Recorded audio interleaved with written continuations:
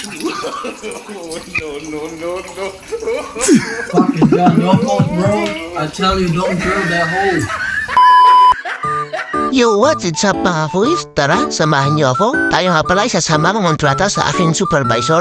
For today's video, tayo ay magpapalit ng panel box. Nakikita niyo ba yung mga lumang fuses na yan? Pero bago yan, kailangan muna nating mag-rewiring. Tingnan niyo naman din eh. Akala ko sa Pilipinas lang mayroong wiring na parang pansit. Pati pala sa New Zealand, mayroong garnet. Ay gulay na laang, pansit biho na.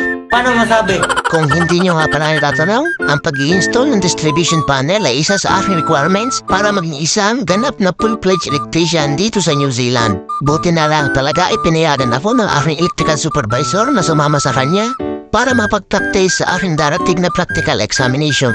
Alam nyo ba, dito sa New Zealand ay pagkahipag nila pagdating sa electrical works, kahit peke marunong, kung wala kang lisensya, ay hindi ka pwedeng magkabit na lang ng basta-basta. Kung hindi ka makukulong, ikaw ay magmumulta. At pa rin na nga, natapos ko na ang aking ginagawa, kaya ka maililipat sa kabilang bahay na kontrata. Dini nga po pala sa New Zealand, ang napansin ko, ang karaniwang bahay ay yari sa mga kahilaan. At dini nga lang pala kayo din, mga katala, na ang kontador ay nilalagay nila sa loob ng bahay. Para siguro kung sakaling walang pambayad, ay sasarduhan na lang nila ang kanilang pintuan para hindi makapasok ang magpuputol.